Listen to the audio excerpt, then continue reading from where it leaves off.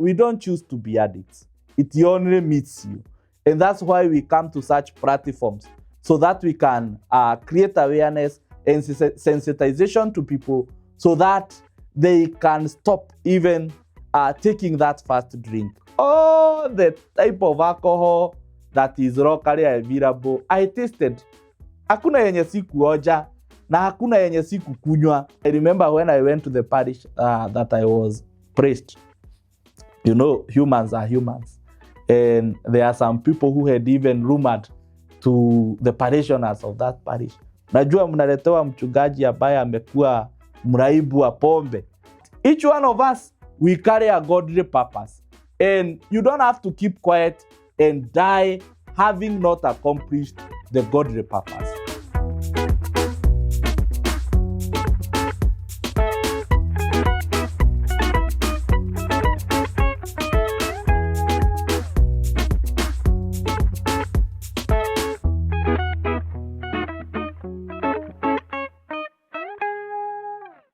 My name is Reverend Stephen Mwangi Chege. Stephen is an ordained priest of the Anglican Church of Kenya by the Diocese of Mount Kenya Central, that is Murang'a. Stephen is a recovering alcoholic, something that I have owned up and something that have built me up, both spiritually, socially, economically, by owning it up. I'm also an addiction counselor, and of it all, I work as a hope ambassador in addiction recovery, majoring on a campaign on creating awareness and sensitization in the society by my own story. Because as I have said, as a recovering alcoholic, I have a wrong story. And I know those people whom are watching me for the second time in this platform, they can relate. I have had many people who have reached out unto me just by the virtue of the story that I shared. Above that, I want to say, and I want to say it with a lot of boldness, I am born again. I have experienced the finished work of the cross reaching out to me.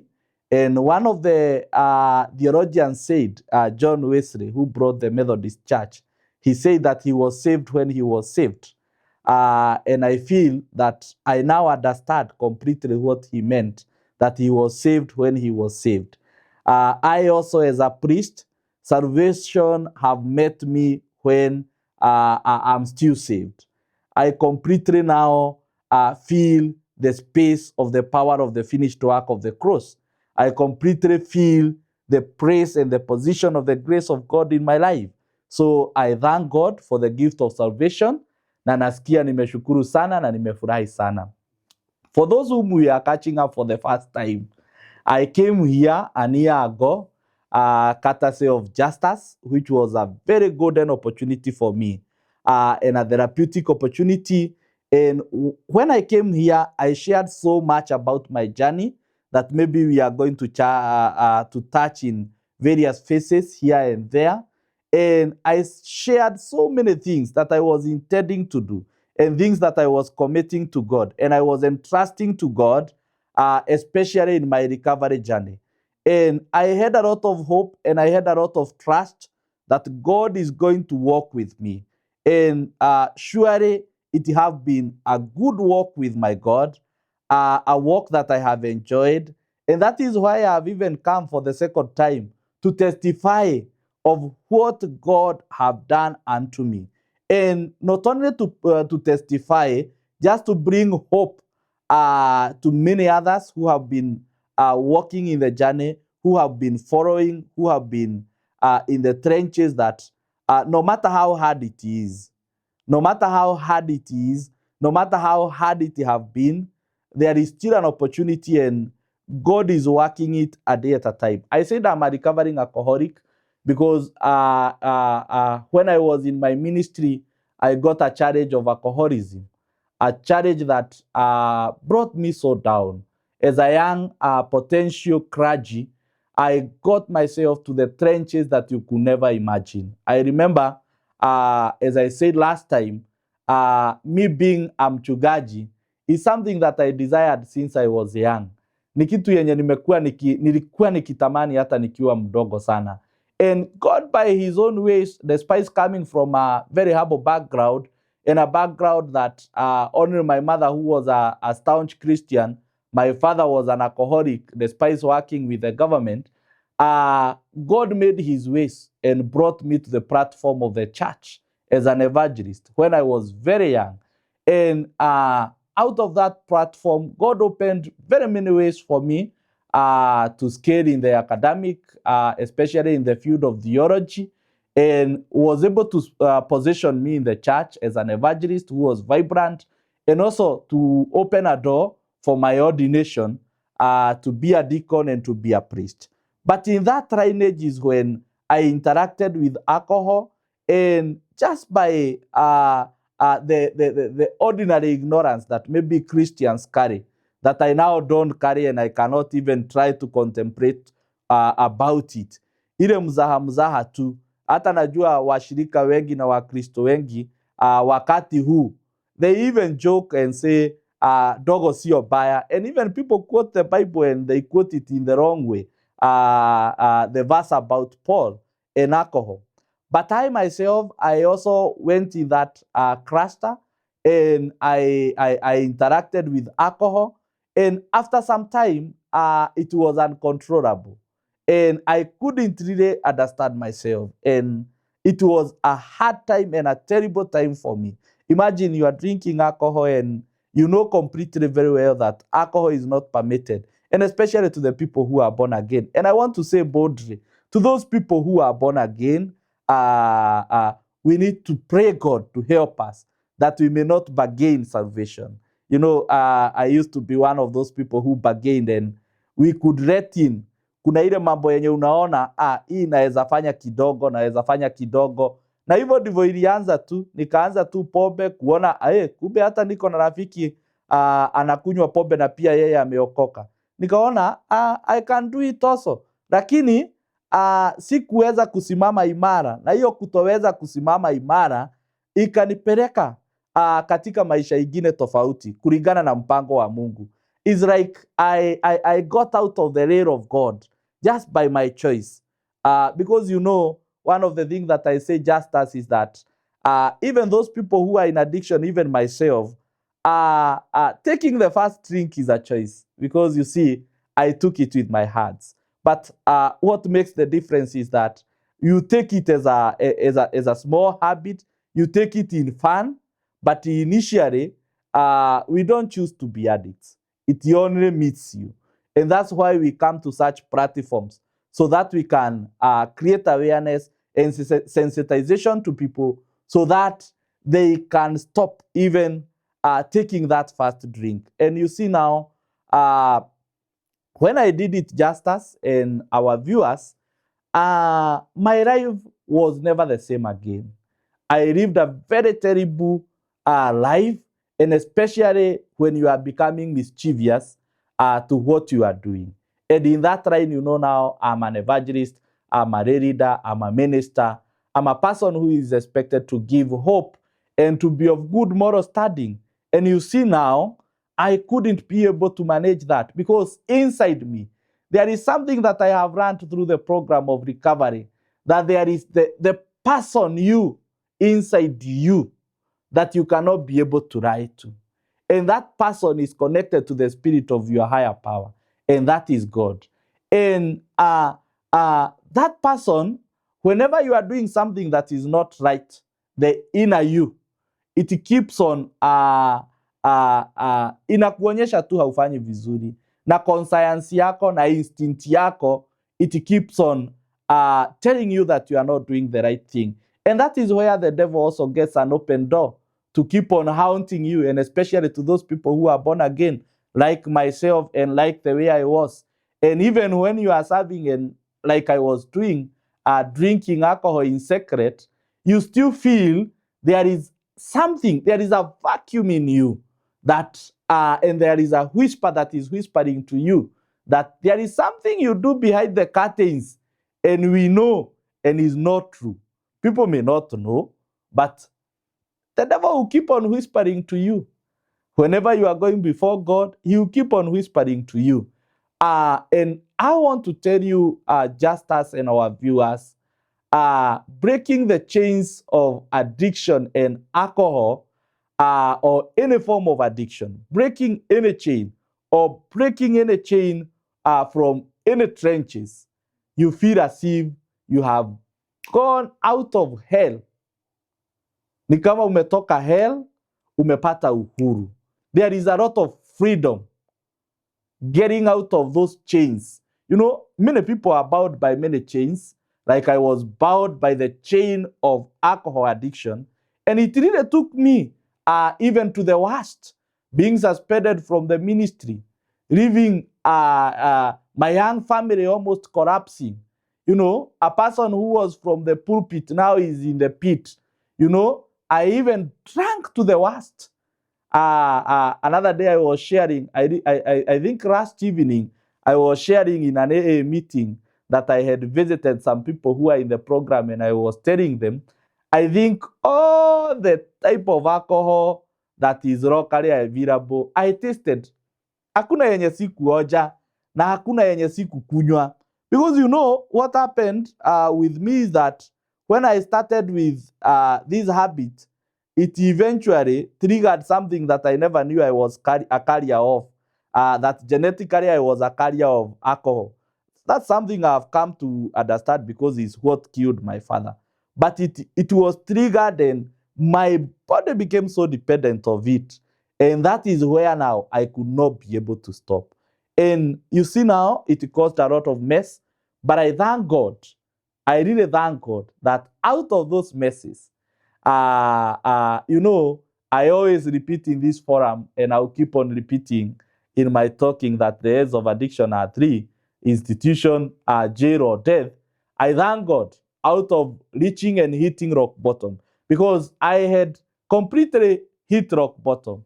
Wakati umeachwa na kila mtu na umeachwa peke yako na ulikuwa mchungaji na unaona sasa hata wewe unajiangalia tu, unaona ni kama hakuna tumaini, unashindwa, now what is completely wrong with me? Because you seriously want to stop, but you cannot be able, because you don't also understand that you are sick. You are having a fight of your body and yourself, and now nobody is there to understand you. But I thank God that I got an opportunity to go to a rehab. And remember, I told you not once. Ya kwanza na hope unakumbuka ni ile tulienda na sikutaka kudisclose mimi ni mchungaji, kwa sababu nilikuwa naona hii mambo yenye nafanya pia hata kusema kwa facility ni kama nitaonekana ni kama itakuwa aibu kwangu. Na unajua ile mambo mingi ambayo tunaonanga, unapitia hali gumu na unaona kwako ukiomba usaidizi itakuwa aibu.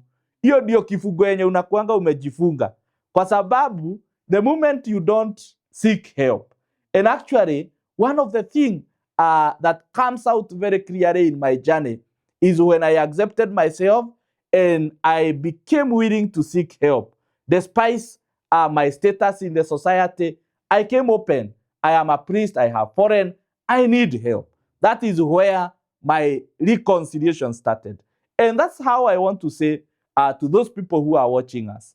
You may be there, maybe you are fighting something, you are going through something that is very difficult for you and even traumatizing. You are not even able to sleep well because there are things that you are wrestling. And you know, actually as men, and from the culture that I come from, we are told that when we are circumcised, we should not go sharing our problems with everybody. That is something very primitive. You keep quiet, you die, people will bury you, they will forget you, and that will be end of you. And remember, everybody who is created, God created us with a purpose. And that is how he tells us in Acts chapter 13 and verse 6, that each one of us, we carry a godly purpose. And you don't have to keep quiet and die having not accomplished the godly purpose.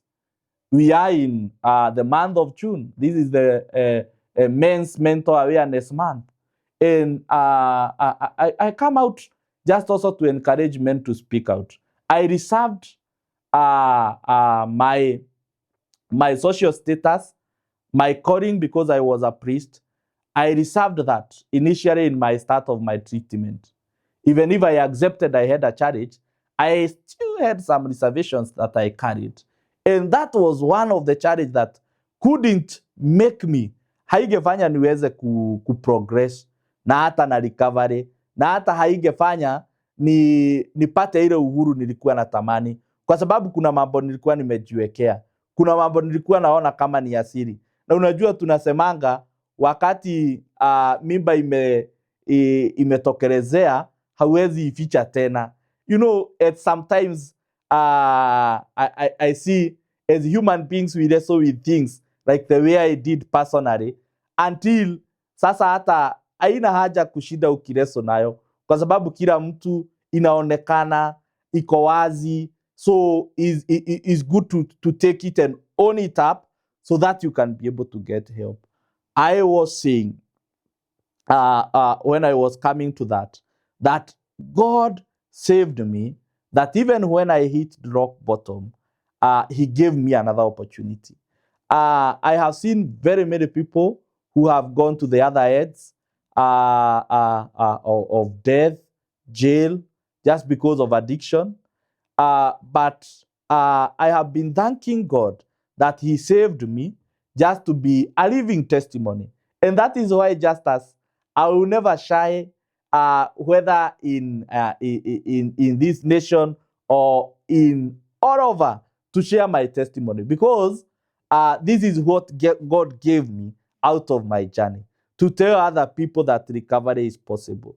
And that is why I came again here today, even to tell them the progress that I have made, because those people who are in the program, and I have had many who have reached me out, they know that the recovery program that we take in is that we just completely surrender to our higher power. And the higher power in this context is God. And in every challenge that you are going through, the only help that you may get is, first, you need to accept that you are going through something that you need help. Lazima ujitikie kwanza. Watu wengi wanapitia mambo mingi sana, hata wanapitia stress and depression kwa sababu haujiitikii. Ulipata uraibu, ukakunywa pombe, pengine ukavuta bangi, hizo mihadarati zingine, na maybe your life ikakaa kama imestagnate. Nakwambia mimi yangu Justus, ili stagnate 3 years, 3 dark years, that you don't know mbele ni wapi, nyuma ni wapi. Unaamka tu asubuhi hivi, ukiona tu mwangaza hivi, yani tu unajiuliza, naweza enda wapi kwanza, nigoge katot at least, nitoke kwa hii ulimwengu ya kuona things in reality. Hivyo ndivyo ilikuwa imenifikisha. Ukisikia tu hivi sauti ya the morning voice of the birds, I could hear them and I was like, why now again am I having another day? Because things are stored, things are stagnated, I'm a disgrace to everybody, and I was like, I ain't even worth living. But I came just to tell those people who are in that situation, there is still hope, and that is why we are here. This morning I was imagining, as I was coming for this show, how hard a morning is to an addict. It's very hard. When I imagine how a morning was hard for me, kuamka ukiwa na hizo hangover, mwili ni kama uko mgonjwa, is as if you are paralyzed, you are shaking, you cannot be able even to take anything.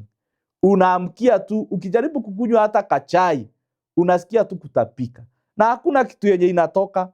Unaenda tu kwa choo, unajaribu kutapika, haiwezi. Na ujue hiyo yote ugonjwa itaponywa wakati utaguza hiyo kapombe, wakati utaenda. It makes me remember one morning, nilienda, sikuwa na pesa, nilikuwa natetemeka, nikaenda tu kwa kajoint kitu saa 11. Sikuwa tu na kitu, lakini ndio unasikiaga saa ingine watu wakisema hakuna watu wazuri, watu wazuri sana ni walevi. Akitu nikaenda, na unajua hiyo ya asubuhi watu wanakuanga busy juu hata mwenye anauza anawauzia kwa haraka juu hiyo time masaa haiko imekubalika. Is around 4. I've gotten out of my house, nimejificha tu hivi, nimewalk, nimefika hivyo tu, nimefika, nimeshindwa sasa juu nimefika, nitafanya nini ndio nipate pombe? Sikuwa. Lakini tu nikaambia mtu mwingine, akaniona natetemeka, akaniuliza ni nini, nikamwambia ninunulie tu hata kama ni kadhati. Huyo jamaa sijai muona tena, lakini hiyo siku alinisaidia, alininunulia kadhati. Then vile tu nimekaa nimetulia, nikaona ametoa 200, akasema hata nipewe ka 70. Imagine, akanisave na at least mwili ikarudi poa. You see, addicts have a good heart, and that's why I'm here to say that we have a good heart. Aliniokolea hiyo siku. I was saying how a morning is hard for an addict. They really suffer. At times, people may not understand you. Lakini wewe, mwili yako, kwa sababu pombe imeingia, ama hiyo drug ingine kama ni sigara, kama ni bangi, imekuingia, it is your body. The body of an addict is very much dependent on the substance of choice. And especially when you have reached to that level of being diagnosed by a psychiatrist that you are an addict. So that's what nilikuwa nasema, I was remembering how a morning is hard. And I was just saying, thank you, God, that you saved me from this. You know, at times I sleep well and I'm like, hey, kumbe naweza lala. Because it's a real hell. You cannot be able to sleep. Unatoa jasho, unazunguka. Lakini ukipata hiyo kitu unaweza kulala. I don't know how I can phrase it, but it's very painful. It's very painful. Those people who are having addicts and you are seeing them, na unasema wanajifanya, those people really suffer. They suffer so much. They suffer so much because their bodies now, they are attuned to the dependency of their substance of choice. Vile unaweza pewa dawa na daktari akwambie hii dawa ndio unahitaji for your survival, na usipokunywa hiyo dawa unasikia kuna some challenges that you are having. And that's why addiction is agreed medically as a chronic illness. So I was saying, I thank God that he took that away from me. And I was saying, I came back to still continue with the testimony of how good I have been feeling health-wise, physically, spiritually, and the things that God have done for me. Those people who have been in the program, that is where we disconnected and we came into what I was sharing as part of my experience in the journey. We were saying there are those promises that we read every evening when we have an AA meeting. Actually, we read them yesterday. And they are the things that we are promised when we stay steadfast in the program. And some of those promises, when we read them, the economic freedom, new friends, happiness, those people who have been in the program can connect with me. Pale mwisho tunasemanga, these extravagant promises. And the response is, we think not. And we say, they sometimes happen, sometimes quickly, sometimes slowly. But the end of the statement says, they eventually materialize if we work on them. Dear friends, one of the things that I have seen in my new phase of life, I want to tell you, for us people who are addicts, Justus, we have two lives. One life in active addiction and the life in recovery. And in my new phase of life, one of the things that I have come to completely see as something that have given me a big push since we were with you last. One, ni kujitikia. Ni kujitikia. You just accept yourself and accept yourself that I am Chege. And being Chege, I am defined by my past.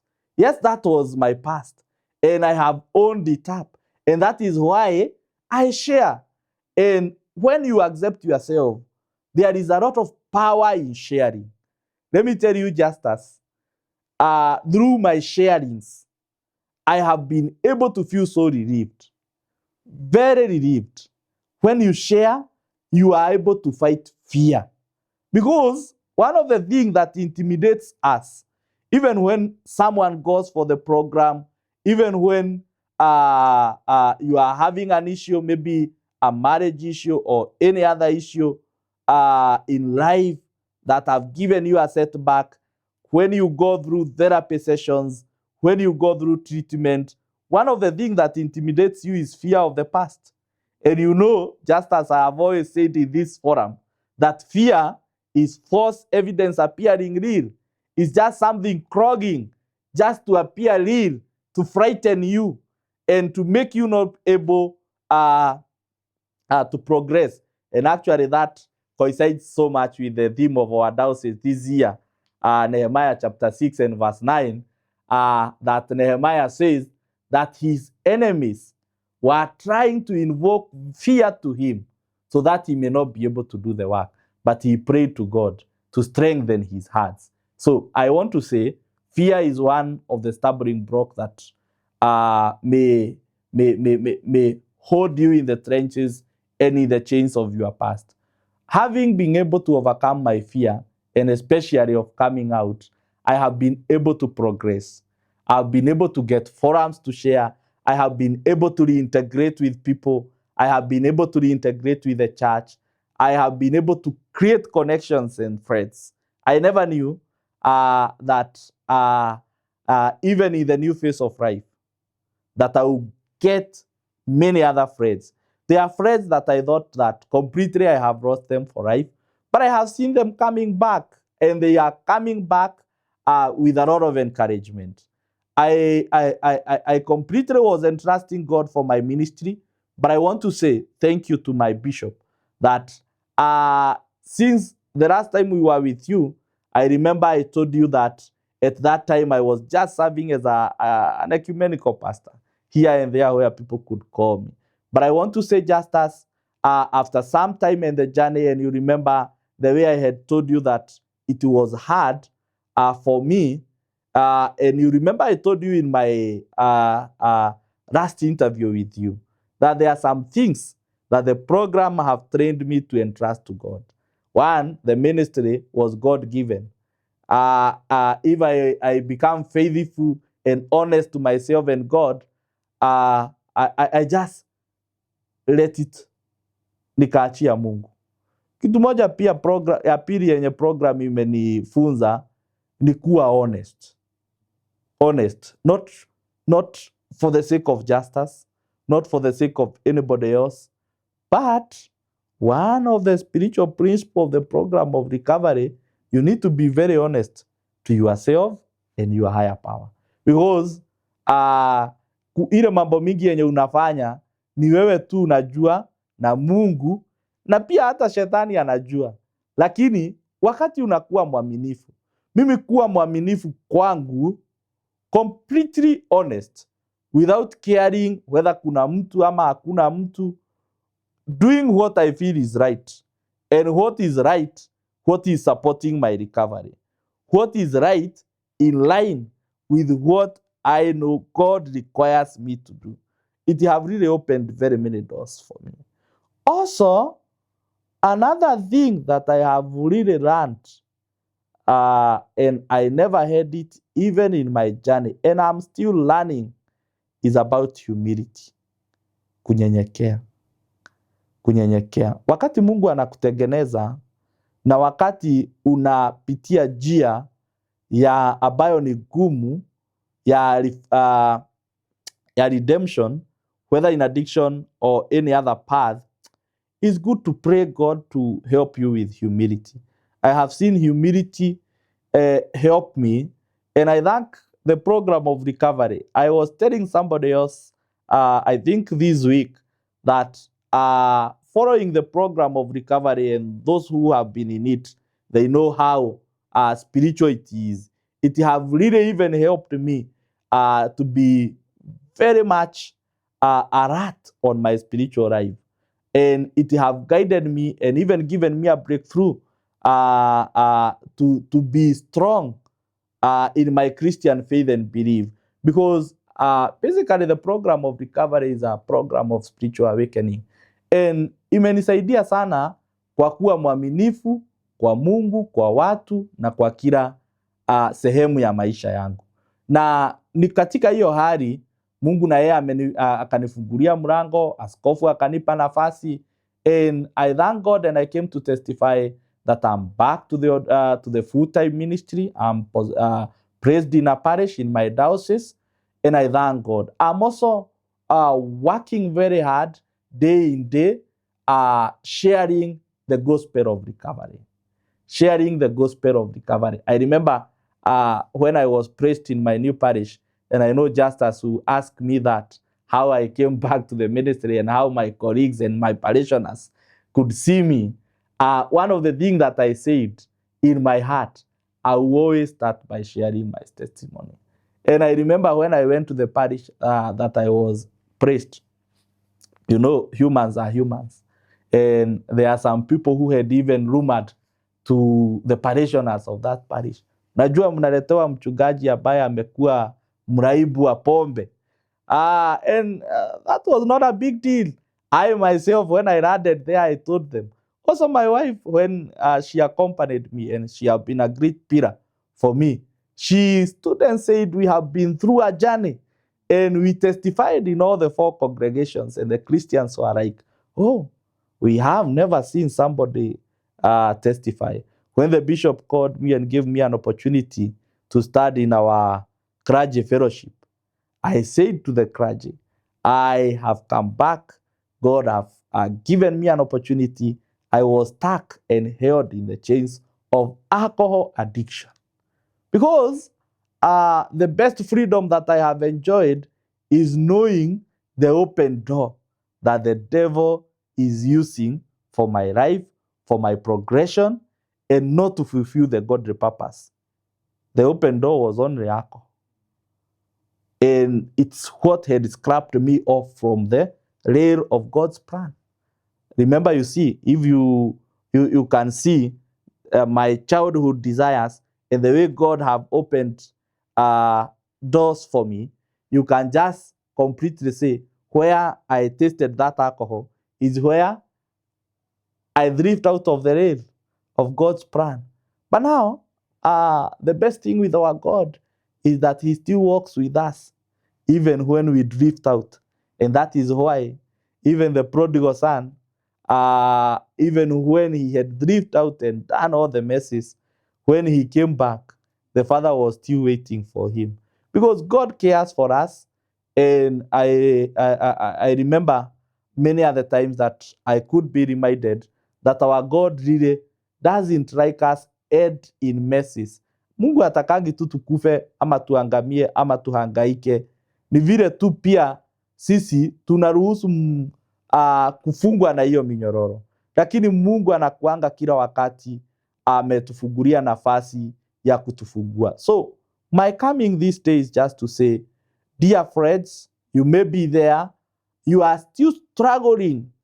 Maybe you have been in the program of recovery once, twice, thrice. Hata kuna wenye wameenda 10 times. Nimekuja kukuambia, pia sisi tulikuwa huko, nilikuwa huko. Nilikuwa nimefungwa na hiyo minyororo. Nilikuwa nimeona kama maisha imefika mwisho. Lakini nakusihi, ndugu yangu, dada yangu, kama uko hai, there is still something for you. God is not yet done with you. Mungu hajamaliza na wewe. Pengine wengine wazazi wamemaliza na wewe. Pengine your spouse has left you. Pengine your good friends, your workmates left you. You know, one of the things that I have seen, Justus, is that for the many rehabilitations that I have visited, for the many people whom I have interacted with, whom have been in the trenches, don't think they are just ordinary people. They are people with special gifts. Many addicts are people with special gifts. They are maybe elites in academics. I have seen doctors, I have seen lawyers. You know, addiction does not choose. I have also seen other priests, even who are higher than me. I got one of the, a person who is in the Pentecostal churches who approached me when I came for this program.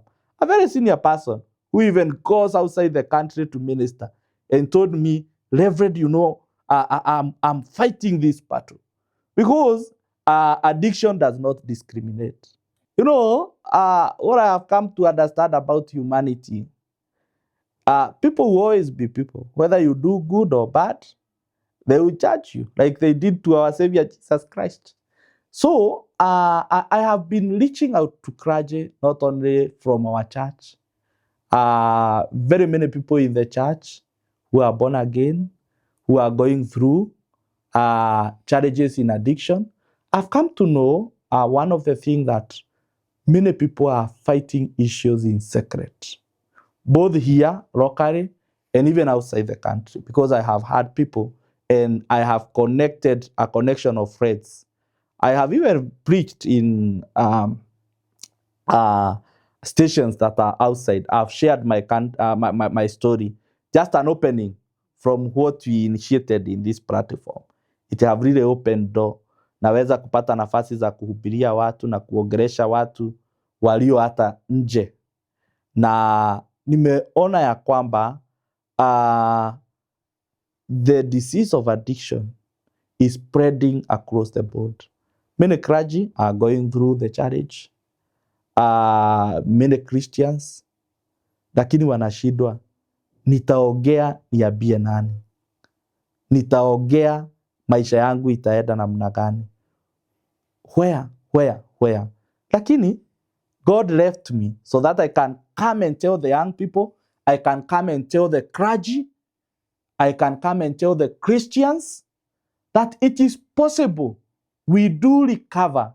And that is why I came out just to call them, just be ready to share. Seek help before it's wrong. It's very sad, and especially when I go for burials and I hear there is a connection of alcohol to that death. I feel the pain. But I also request that those who may be going through the challenges, that is why I'm here. That is why I'm sharing my testimony. There is a comeback. You may have hit rock bottom at this time. You may be seeing ulipoteza kazi, bibi alienda hata unasikianga aliolewa na alipata watoto wengine, uliuza gari, uliuza shamba, you are sent away from that church. You don't have somewhere you can fit in rather than kwa club, kwa bar, kwa mogithi. I said, addiction, it attacks the people who have special gifts. Na mimi hiyo nimeipokea. Nimejua mimi si wa kawaida. Kama ningekuwa wa kawaida, unajua, another day I was talking with another mchungaji. Akaniambia, ukiona wale wachungaji wa kawaida wako tu hivyo, shetani hawezi waletea majaribu ya kunywa pombe. Kwa sababu, those are just ordinary people in the kingdom. But those people whom the devil knows that they are a threat to the kingdom of God, those people who the devil knows that even in the society, they are people who can bring change and they can impact people positively. And God have given them special gift in special areas, not only in the ministry. They are the people whom you meet, the devil trying to entangle them in the issues of addiction, in the issues of marriage, in the issues of masturbation, in the issues of gambling addiction, in the issues of all those circles. But the moment you realize your worth, God opens doors for you. It's not that easy, because I tell you, I have been there. It's a real fight for life and death.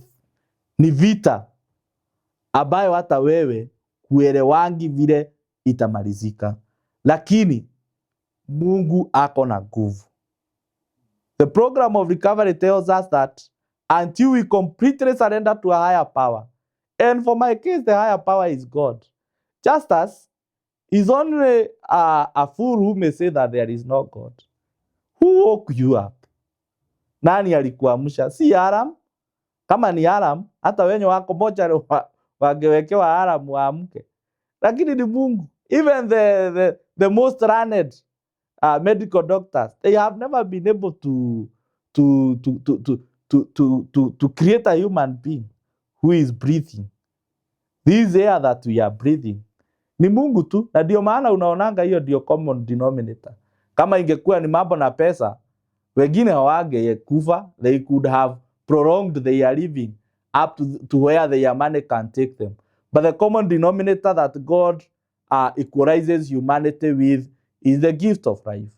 And dear brothers and sisters, if you are having the gift of life, know that God is not done with you. There is an assignment that is awaiting you. I had a big assignment in the area of the people who are in trenches of addiction and other things. I have really come to embrace my ministry. I have tasted it. I have gone through it. And not only going through it, I've gone to the deepest of it, the rock bottom. Penye sasa unafika unaona, hapa tu ni mimi na Mungu tu. Ukiamka ni Mungu. I have been there and God have taken me from there. Lakini ilikuja na kwanza kujiitikia. That what picked me up from my rock bottom is accepting whom I was. And as I said, invoking the power of God and accepting, praying God for serenity to accept the past. And knowing that I have an assignment, the courage to change what I can, and the wisdom to know the difference.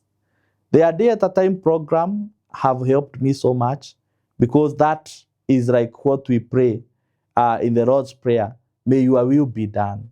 And A Day at a Time program is something not very complicated. It's just knowing that I set this day to God.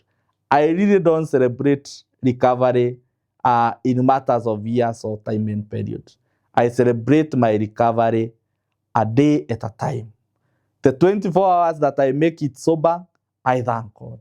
The 24 hours that I finish, and that is why I say a day at a time, I pray God in the morning, help me for this day. Yes, I have now years now. I'm counting years, but I count a day at a time as my great success.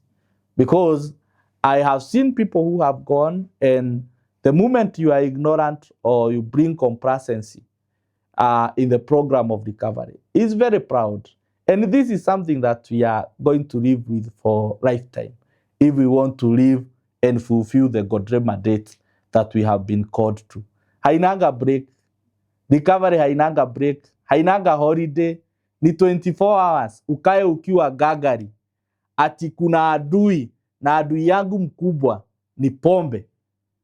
Mimi hata wakati nilirudi niliambia askofu, ile kitu na adui yangu kubwa ni pombe. And I thank God that even my bishop assisted me even in how I will be doing Holy Communion. And I'm calling up churches. You are having people who have gone even through the program of rehabilitation, and they have been cautioned that even that, iyo kapombe, the wine that you use during Holy Communion, and it has alcohol content, is still a problem to a recovering alcoholic. I remember in one of these rehabs that I visited, and because now clients wanajuanga ni yule pasi alikuwa mlevi. So, and one of the client happened to be an Anglican like I am. You know, the client told me, Chege, let me tell you, even when I come for the program and go home and stay well, when I go to church and I'm given Holy Communion and I take and I sip that wine, hiyo jioni siwezi kosa kwenda bar. Inaigianga tu and it triggers me to relapse. So you see, the church, and I'm very happy because I have seen very many churches that have called me, whom have started programs. Churches have started programs and services for people who are in recovery, and especially in the sides of Kiambu. Wameanza hiyo ministry. Hao watu wanakuja asubuhi before the others at 7. They fellowship the way they are. Hata kama mtu alikuwa anatoa rock. You know, we are very bossy as Christians, criticizing and judging people. as if we are demigods. But Jesus says, come the way you are. Nasemanga kuja vile ulivyo. So, nimeona kanisa mingi, the Anglican Church in Kiambu and other places, they are welcoming the reformers, and they call it the reformers service, and they are welcoming them from 7. Wengine unaona tu vile wamekuja ni kama wametoka hiyo asubuhi, lakini unaona wengine as they are being embraced with love, wanajua Saturday sitakunywa kwa sababu Saturday asubuhi tunaenda church kwa pasi. Yani unaona hao watu wanaona kumbe hata mapasta wanaweza tupenda. Kumbe hata watu wa kanisa wanaweza tu embrace. Na unajua hata wengine their parents are church elders. And even those parents when they are in church and they are serving, they usually have the issue of their sons and their daughters. So when they see a priest who welcomes their sons and daughters to the church, they really feel good and they are encouraged. And I have seen people who have changed through that. I have seen people who have changed through that. Wanakuja, unaona, I also remember I went to another church at Juja where that pastor every Monday evening anaitanga waraibu wote wa hiyo area.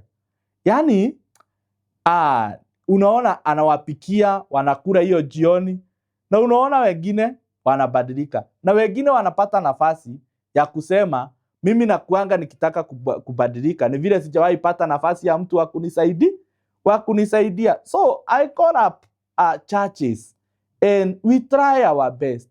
Let's bring these people on board. Jesus says, come the way you are. Wakuje vile walivyo. Ukiwaona hivyo tu wako, Yesu anaweza wabadilisha. The next thing, you might see them, they are the ones who are preaching. My story and my journey says, there is nothing impossible with God. There is nothing impossible with God. I know maybe to many people, they had said, that is the end. Even to myself, I really never had clarity of where I will get out to. But I thank God because of helping me start and giving me a testimony that now I can say, there is a way out. There is a way out. Nobody cannot change. No situation is permanent. Another friend of mine told me that, now, even when Jonah was swallowed by the whale, when he came out, he must have had a very special testimony of the experience, how he experienced in the stomach of the whale. I have a testimony of God's glory, the way I went through the trenches and the whole journey of redemption and hope. It haven't been easy, but with God it's possible. I know there are parents who are crying because of their children. Don't give up. If there is something you can be able to do, if you can connect your son or your daughter with a facility, the earlier the better. If you can also be able to talk to your sons and daughters, wacheni kuficha mambo ya pombe, ya bangi, nini, iko all over. Talk to your sons and daughters now when they are young. Take them to forums where they can be sensitized. You know, you ignore and then it will be very expensive for you. When mwalimu amekuita shule, amekwambia ameona kijana wako na bangi, wacha kuignore, uanze kusema mwalimu anaonea kijana yako. Mwalimu haezi onea kijana yako. That teacher, the business of the teacher in that local secondary school, you know, I'm happy Justus because I have even gone to my home secondary school. It's called Getogo Secondary School, to share and sensitize the young people there, having come from that village, to make them aware how messy addiction can mess the life of a young person who was shining in the village. And I know God will help them. The business of a teacher in a village is just to come and teach. And especially even wa TSC, ako hapo for a season, then aende.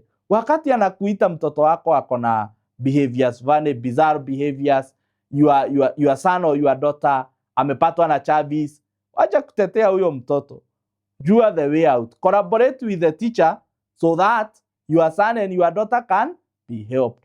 when your son and your daughter goes to university na uone ameanza kubadilika, kasimu mnampigia usiku, unasikia hapatikani, mzazi, toka tu na miguu uende uone penye huyo mtoto wako anaishi, ujue anaendelea aje.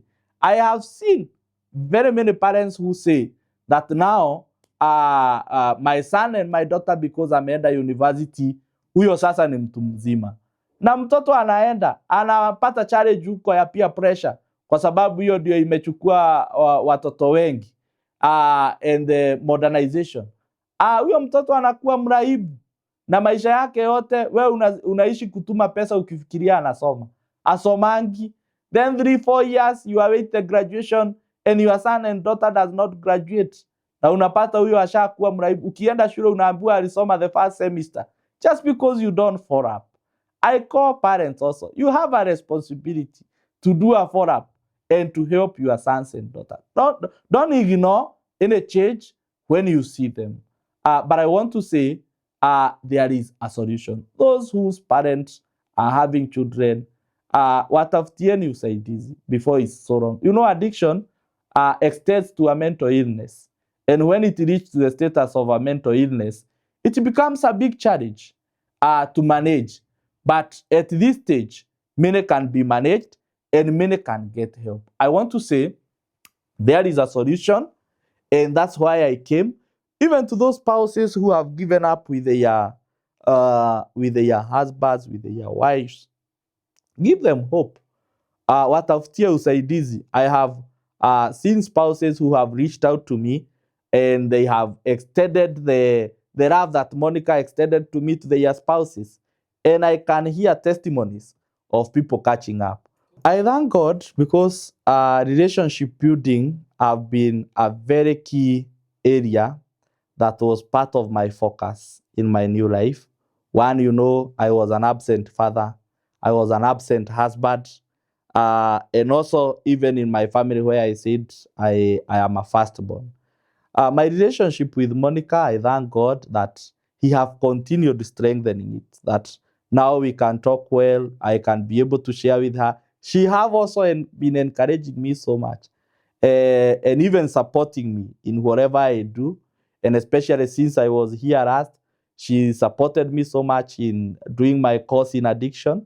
And also being a regular prayer partner and checking on me. Is like that lady. And you know, Monica, even in church history, was a mother to a bishop, Bishop Austin of Hippo. And the mother, Mother Monica, prayed for the son, and the son was converted to the extent of being a bishop. My wife Monica has a very strong pillar of faith. She has been encouraging me. We have been working together. We are happy. We are enjoying marriage. Actually, the other day she told me that she now sees the version of husband that she prayed for. And she has been very supportive, even in my comeback in the ministry, at a family level. We also have our son, the kijana I told you, Nivan Lyle. I have actually been seeing the joy of that boy, seeing the father well, such that now I can be able to be concerned about his studies, about how he was. We can be able to sit in the evening, pray together, fellowship together. Even if we used to pray, because we never missed to pray, even when I was in active addiction. Now we can be able to pray together. We can be able to organize our family things well without anything that may come and block us to achieve. Basically, we have been able to work together. Generally, in the general life, I have gotten very many friends in my new phase of life. People you can never imagine. Others have had me share, they reach out. I have had even very many people. I have really gotten connection. I had a fear that I have lost friends, and I have come to realize that I have gained more friends. I also have been worked so much since my last time here to rebuild even the old relationships of people who had lost trust in me. Others are colleagues, others are friends in general life, others are family members. And I have been doing my best, and especially working not so much to please them, but being honest and straightforward. And many of them have been attesting to me, oh, we are really impressed. It really encourages me to see also them opening their arms for me. And I know this is just the beginning. God is carrying me to higher heights. I have a lot of conviction that this ministry for helping people who are fighting in the trenches, that we will continue with it just for God's glory. That is why God left me, Justus. That is why I didn't die. I have had many people whom we were with in the program, the first rehab and the second rehab, who have died. Tulikuwa na wao, wakatoka, they relapse, and they got to the third end. Why did God have to leave me? He left me to be a living testimony, a living proof that recovery is possible. I pray God, and I pray that any opportunity and platform I get to give hope, to try and save life. At times I have been forced even to go an extra mile to help people the way I can, maybe connect them with rehabs, and even sacrifice my time to go and encourage them, and especially on school ministry and youth gathering and even churches and all the forums, even barrios where I get an opportunity. Sitakagi kuacha mambo ya kusaidia waraibu and to share my testimony, because hiyo ndio Mungu aliniachia na ndio maana aliniokoa, and that is why God saved me. So I have really enjoyed the warmth of the rebuilding of the relationships, and actually is one of the promises that the program promises. When I was here last, I think I mentioned it, that I'm working on writing a book. And immediately I got out of here, because I had already started writing my story, and someone was encouraging me so much on writing and documenting my story to be a testimony. When I went and tried to talk with the printers and publishers, nikasikia ni pesa mingi sana, lakini nikaamini Mungu, mimi nikaendelea kuandika. So one of these days, my dean at St. Paul's University, who is a Methodist clergy, invited me for the Nairobi Clergy Synod. Nairobi Synod is like a diocese. Wachungaji walikuwa na retreat, akaniita, twende ukashare story yako, at least usaidie wachungaji wengine. That was the most prestigious moment that I got, talking to clergy of the Methodist Church from the whole of Nairobi region. They had assembled at Nakuru. Immediately I finished sharing, one of the clergy, who is also a teacher at St. Paul's University, wrote for me a note. Your story is very encouraging. Have you ever thought of writing a book? If not, think of one and I will assist you. Actually, I even documented na nikaweka hako ka note na akaniandikia namba yake hapo. Sasa akapatiana speaker apatiwe. Na ni daktari, he's a doctor, Reverend Dr. James Mwita. And that is the birthing of the book. Nikampigia jioni, nikamwambia hata nishaandika, ni vile sijawahi pata mwanya, na zile nauliza naona ni gumu na kulipa fees. Na ndipo hapo tukaanza kuwasiliana, and by that I have been able to manage to write my book entitled From Chains to Chege, and it's a journey of redemption and hope. And through the help of Dr. Mwita, who even did the forward for me, nimeweza kuiandika. It have been published. This copy is around 3 days old now. I'm planning this book will be launched around September, on date 7 September at Murang'a, the ACK St. James Cathedral Youth Chapel. Pale tu nilikuwa wakati nilipatwa na shida. Tutakuwa tuki-launch that day. My bishop promised that he will preside the launching. Na nimekualika Justus and all our viewers who will be able to make it. That is when we will launch the book, and that is when now officially I will start sharing it so that people can access it. But it's there. It's just a journey of hope, a testimony of transformation to inspire people. I felt I need even to document it because when we come to this platform, we don't share everything. And also, inclusive of it, my bishop have also written a message of his take of my journey as my spiritual father. I've also written a message to a specific group of people, a message of hope to those people who may be going through the trenches, to their families, to their spouses. I'm also reading it and I'm feeling encouraged because it's an encouragement. I know people will access it soon, and keep praying for me. That day will be a day to launch it. Also, the bishop have given me the platform because I'm doing my master's in counseling psychology. Those people who can be able to come on board and support me financially on the launching of the book, they are welcome to come and support me so that I may be able to finish that course. The master's in counseling psychology at St. Paul's University, I pledge that God will help them to come and support me. Kitabu iko hapa, hii sasa itakuwa ushuhuda. Hata kwenye sitaweza kufika, itafika kwa niaba yangu. Nashukuru Mungu. I really thank God. This is an answered prayer. Apart from the very many that I have shared, this is also an answered prayer. And I thank God for this. What I hold so precious, very precious, above all other things, is my second phase of life. The life in recovery is very dear to me. Very dear to me. Saying very dear to me is saying that I have full responsibility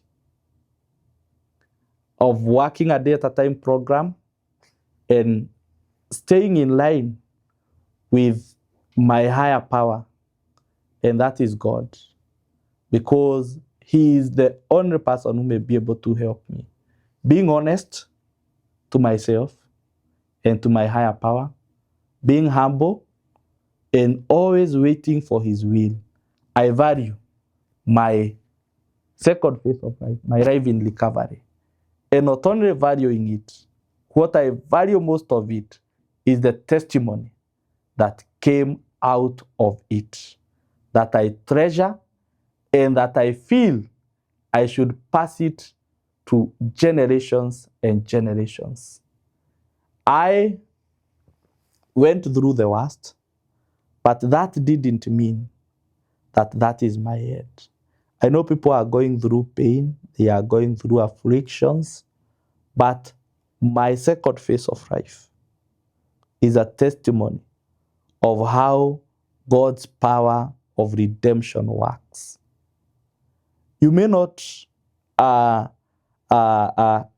really feel it at this time, but I want to assure people, I feel the call to call people to God's redemptive work of breaking the chains and bringing change.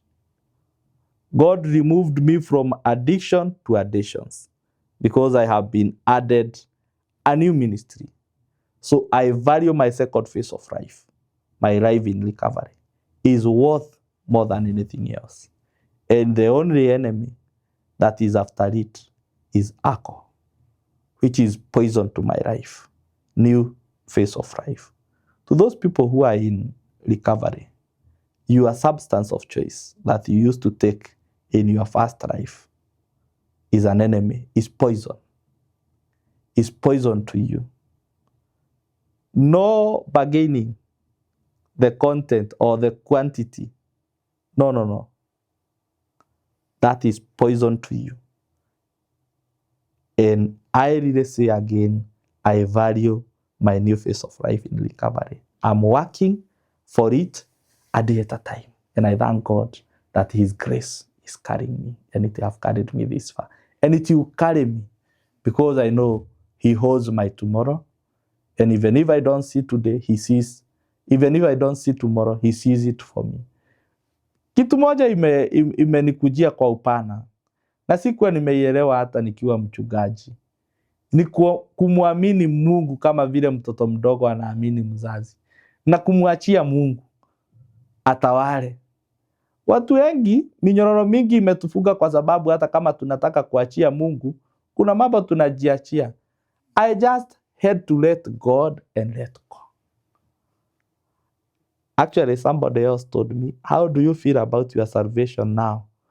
You look as if you have more grace than you even had previously when you were in the ministry. And I say again, I feel more freedom.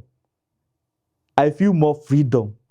Even when I go to prayers, I feel more breakthrough because I have freedom. I have been able to break the chain. God have helped me to break those chains.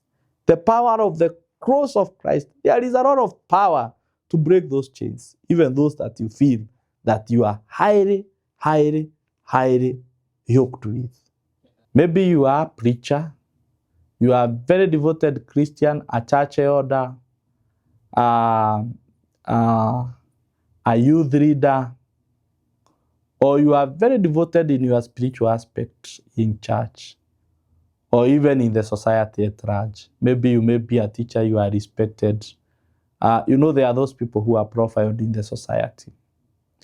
My take is that battle you are fighting in silence.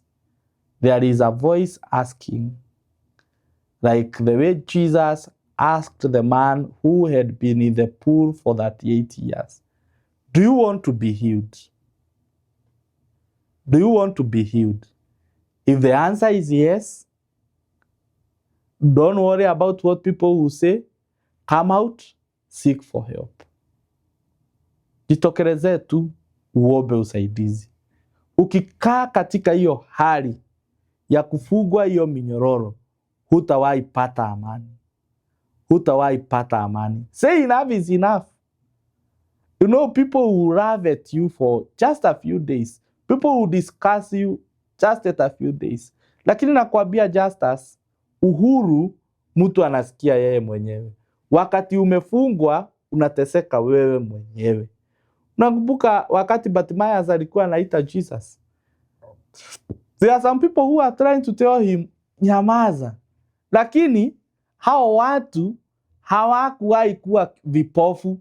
They had never experienced how being blind feels. They had never. That pain that you are carrying, people have never experienced it. Come out. If you feel it so big for you, kuja tutakusaidia. That is why God left us. That is why God left us. Come out, seek help, and ujiitikie. Na ukijiitikia, I assure you, God is going to redeem you. God is going to restore you. You may be seeing as if wakati uko mchungaji, ukijitokelezea kama vile nilikuwa naogopa. Bishop atasema nini? Uhuru yenye utapata itakuwa ya usaidizi sana kwako na kwa maisha yako. And you'll be able to achieve more things. Because alcohol consumes a lot of money. Those people who do it in secret, they go extra cost. It also have some health issues. And I know how it feels to be in that bondage. Come out, seek help before it goes. You may think that you can go like I went, but I tell you, me, I'm just left to be a testament of God's faithfulness. Unaweza fikiria ni kesho utasaidika, lakini you go to the end of jail or death. Why die when you can get help? Why die when you can come out na be a living testimony? I'm very open to any opportunity, and especially for partnership in helping me both in my personal empowerment in the studies and also to help other addicts. There are very many people who reach out to me seeking help. Others want to go for rehabilitation. There are no finances. Others are struggling in one issue or the other. And at least if there are people of good heart who can use me to connect with those people. Unaweza kuwa hata unataka kupeleka watu rehabilitation ama kuwasaidia. You won't send money to me. I'll connect you with the people who are in need. Mine, you just, maybe you feel to support me in my academics, like I have said, my master's, you can come on board. And also if you feel that you need me to come to your church, to come to that social gathering, to come to that college and university, or that high school, I'm also available. That is why I said I'm a hope ambassador in addiction recovery. I will share my story. I will share insights and more insights, especially on the disease of addiction and on other key areas. Also for family therapy, also for group therapy, for one-on-one. Those who have not gone so much, we try to talk with them, and they are able to get help, and they are able to stop. And so you can reach out to me through my contact. My number is 0707 374 370. That is my Safaricom number, 0707 374 370. I also have an Airtel number that is official also, 0731 163 363. 0731 163 363. Welcome. We have something that we can assist each other. I'm there for you. That is why God left me as a remnant. Feel so much welcome to approach me. Anytime, I'm there for you. And we'll get away forward. We do recover. That is why I came.